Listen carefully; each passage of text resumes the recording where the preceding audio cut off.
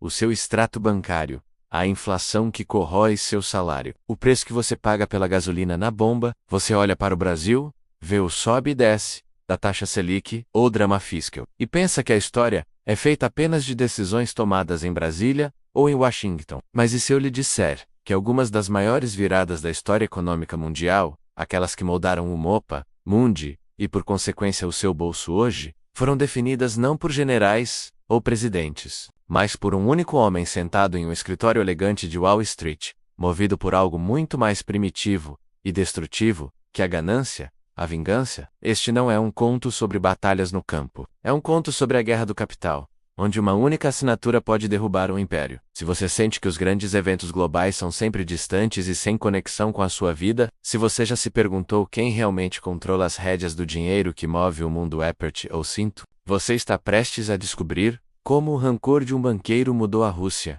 empoderou o Japão e estabeleceu o modelo para a manipulação financeira global que afeta a sua vida. A história de Jacob Schiff é a prova de que a história econômica não é chata, é brutal, pessoal e cheia de agentes ocultos. Para que você possa continuar vendo a verdade por trás dos véus financeiros que nos governam, peço agora que se inscreva no canal e ative o sino. O seu engajamento é o motor que nos permite desvendar os próximos segredos da economia mundial. Estamos no início do século XX. O Império Russo, liderado pelo czar Nicolau II, era uma terra de contradições. Vasto, rico em recursos, mas economicamente frágil e socialmente explosivo. Para a população judaica, o regime czarista não era apenas um governo, era uma máquina de opressão sistemática. Leis de cotas universitárias, restrições geográficas, e o terror dos pogroms, menos ataques violentos sancionados pelo Estado contra comunidades judaicas, eram a realidade diária. O antissemitismo era a política de Estado, e os Romanovs eram o seu símbolo. Este ódio institucionalizado forçou milhares de judeus a buscar refúgio,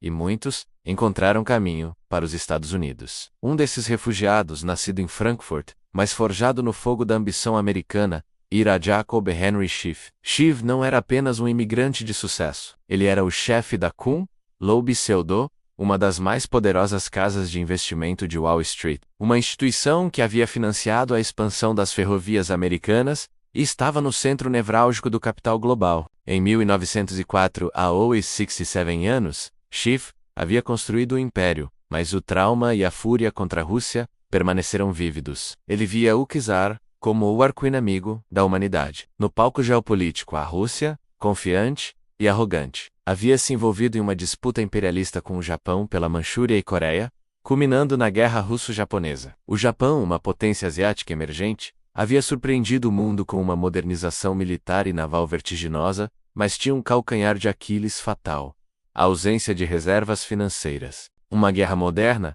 é um buraco negro de dinheiro, e o Japão precisava de capital estrangeiro desesperadamente. No meio da guerra, em maio de 1904, o destino de dois homens, e de dois impérios, se cruzou, em Londres. O vice-presidente do Banco do Japão, Takahashi Korekiyo, um homem exausto e frustrado, estava batendo à porta de todos os grandes bancos europeus, Rothschilds, em Paris, Bankers em Berlim, e encontrando apenas portas fechadas. Ninguém queria arriscar financiar um país asiático, visto como azarão, contra o colosso russo. A City de Londres, embora simpatizante, era cautelosa. Sem dinheiro, a campanha japonesa morreria. Foi um hotel discreto que Takahashi encontrou Schiff. O banqueiro judeu, ciente de que o czar precisaria de financiamento massivo para sua própria campanha, viu ali a oportunidade perfeita, não apenas de um bom negócio, mas de executar sua vingança friamente calculada. Schiff ouviu a proposta de Takahashi e, ao invés de rejeitar, fez a pergunta que mudaria o curso da guerra: o Japão está realmente determinado a lutar até o fim? Quando Takahashi garantiu a determinação de seu país, Schiff sorriu. Ele não viu apenas títulos de dívida. Ele viu um martelo para esmagar o regime que oprimia seu povo. O que se seguiu foi uma das maiores proezas da diplomacia financeira na história. Schiff convenceu os investidores americanos, muitos deles também judeus com rancor contra o czar, a subscrever o primeiro empréstimo japonês de $200 milhões em bônus. Ele não parou por aí. Ele usou seu imenso poder e influência para bloquear ativamente a Rússia nos mercados de capitais de Nova York. A manobra era simples, mas devastadora. enquanto ele abria as comportas do dinheiro para o Japão. Ele fechava a torneira para a Rússia. A Rússia, que precisava de centenas de milhões para manter sua frota e exército, foi forçada a se virar nos mercados europeus, principalmente na França, sua aliada. Mas mesmo lá, Schiff exerceu pressão. Ele alertou os bancos franceses de que, se continuassem a financiar o czar, enfrentariam um boicote de investidores judeus nos Estados Unidos. O dinheiro, que deveria ser apolítico, tornou-se uma arma de destruição em massa, controlada por um único homem. A Rússia, que era o país mais endividado da Europa, viu sua situação financeira se deteriorar rapidamente. O Japão, por outro lado, com o financiamento garantido por Schiff, pôde reabastecer seus navios, pagar seus soldados e manter o ímpeto militar. Este padrão de dependência e intervenção financeira ressoa profundamente com a experiência brasileira. O Brasil, desde o Império com os empréstimos de 1824, junto aos banqueiros de Londres, viveu sob o fantasma da dívida externa, sendo forçado a tomar decisões internas, baseadas nas exigências do capital estrangeiro. As crises do café, as negociações com o Fundo Monetário Internacional nos anos 80, e mesmo as atuais pressões por reformas fiscais, todas têm a mesma matriz: a soberania nacional sendo negociada no balcão de instituições financeiras externas. Assim como Schiff estrangulou a Rússia, através da dívida, o Brasil, em diversos momentos, teve sua política econômica ditada por credores internacionais. A diferença crucial é que, no caso brasileiro, não houve um Jacob Schiff trabalhando contra o credado. A máquina financeira trabalhou historicamente a favor do endividamento e do controle. A atuação de Schiff, ao armar um país com dinheiro para derrotar seu inimigo, elevou a finança a um novo patamar, o de uma força decisiva, mais potente que as frotas de guerra. Em 1905, quando a frota russa do Báltico foi aniquilada pelos japoneses na Batalha de Tsushima, a vitória japonesa não foi apenas militar, foi uma vitória financeira. Foi o checkmate de Jacob Schiff. O dinheiro, em sua forma mais pura, havia cumprido sua vingança. E o custo desse rancor seria sentido por décadas, culminando em algo muito maior que a derrota russa: a Revolução Bolchevique. A derrota russa para o Japão em 1905 não foi apenas um revés militar, foi uma humilhação nacional, o catalisador para a desintegração social. As condições de vida miseráveis, combinadas com o desastre da guerra e o peso da dívida financiada sob coação, transformaram a insatisfação popular em rebelião aberta. No evento conhecido como Domingo Sangrento, que marcou o início da Revolução de 1905, o Império Russo, abalado em suas fundações, foi forçado a fazer concessões, mas o rancor de Jacob Schiff não havia se dissipado. Ele havia financiado a guerra que levou à derrota do czar, mas ele não estava interessado apenas em ferir o regime. Ele queria destruí-lo. O padrão do ML Machine Learning de análise de narrativas de alto impacto indica que o clímax precisa ser a conexão entre o evento pontual e a transformação global. O clímax é como a vingança de Schiff transcendeu o conflito Japão-Rússia e ajudou a acender o pavio da Revolução Bolchevique, um evento que definiria o século. A Rússia, após a derrota, continuou precisando de capital, e Jacob Schiff continua a ser o guardião inabalável das portas de Wall Street. Seu poder não residia apenas nos milhões que controlava, mas na sua influência sobre uma rede global de banqueiros e financistas, que o viam como um líder na causa judaica contra o czar. A Kun Lobisio transformou-se em um farol de resistência financeira. O regime czarista Cambeliant e Dependent tentava desesperadamente obter empréstimos. Eles precisavam de trilhões de rublos para se rearmar e, mais importante, para evitar uma insolvência que resultaria em revolta total. Mas Schiff garantia o boicote em Nova York. Ele não apenas se recusava a participar de sindicatos de empréstimos russos, ele os atacava publicamente. O Brasil, em sua própria história, conheceu o significado dessa pressão. Após anos de endividamento, o país viu-se refém de seus credores. Lembre-se do Funding Loan de 1898, onde o Brasil teve que hipotecar a alfândega do Rio de Janeiro aos banqueiros britânicos, para renegociar sua dívida. O capital tem essa capacidade. Transforma a necessidade em submissão. A Rússia de 1905 estava sendo forçada a hipotecar não alfândegas, mas sua estabilidade política, e o credor, Jacob Schiff, exigia a total destruição do regime. O ápice dessa interferência viria durante a Revolução Russa de 1917.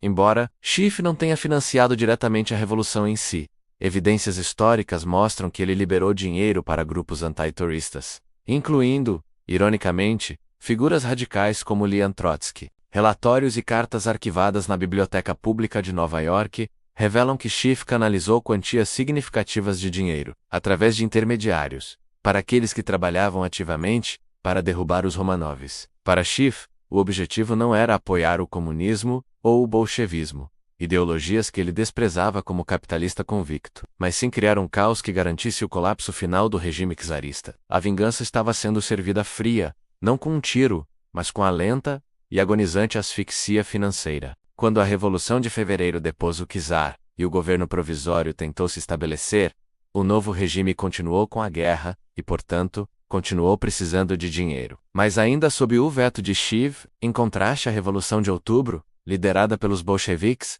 teve como um de seus primeiros atos, em fevereiro de 1918, a rejeição sumária de todas as dívidas externas czaristas. Para os russos comuns, essa rejeição foi libertadora, um ato de soberania radical. Para Jacob Schiff, foi a confirmação de que sua vingança estava completa. O regime opressor havia sido destruído, e seus antigos credores, que haviam financiado a opressão, haviam perdido tudo. A lição crucial aqui é a seguinte: a guerra, e por extensão, a política econômica de qualquer nação, é antes de tudo uma questão de fluxo de caixa. O Brasil aprendeu isso com as crises da República Velha, onde os títulos de dívida eram a moeda de troca para a sustentação política. Aprendeu isso em 2008, quando a ação coordenada do Banco Central e de bancos públicos foi essencial para evitar que a crise global de crédito, subprime, nos atingisse com a mesma violência que devastou nações dependentes. No entanto, Schiff nos ensina que o poder financeiro privado, quando mobilizado com intenção pessoal, pode subverter a geopolítica e derrubar estados com mais eficácia do que qualquer exército. Ele transformou o dinheiro, que é apenas uma promessa, em um projétil direcionado pelo rancor. Se você tem seu dinheiro em bancos, se você usa crédito, se você vota em líderes que administram a dívida pública, você está inserido em um sistema onde a manipulação financeira é a regra, não a exceção.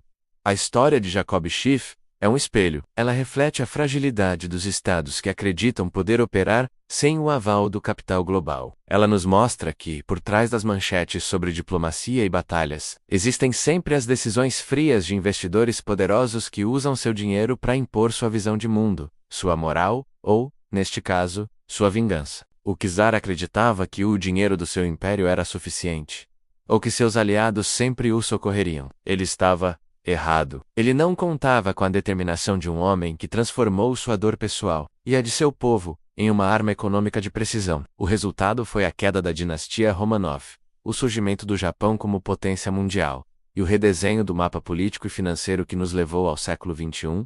A vingança de Jacob Schiff não é apenas história antiga, é um manual de como a finança e o rancor moldam o seu mundo. Agora que você viu como o dinheiro é usado como arma, qual é o próximo segredo econômico que você quer que desvendemos? Deixe seu comentário abaixo e compartilhe este vídeo com todos que precisam enxergar a verdade por trás do sistema. Nos vemos na próxima análise.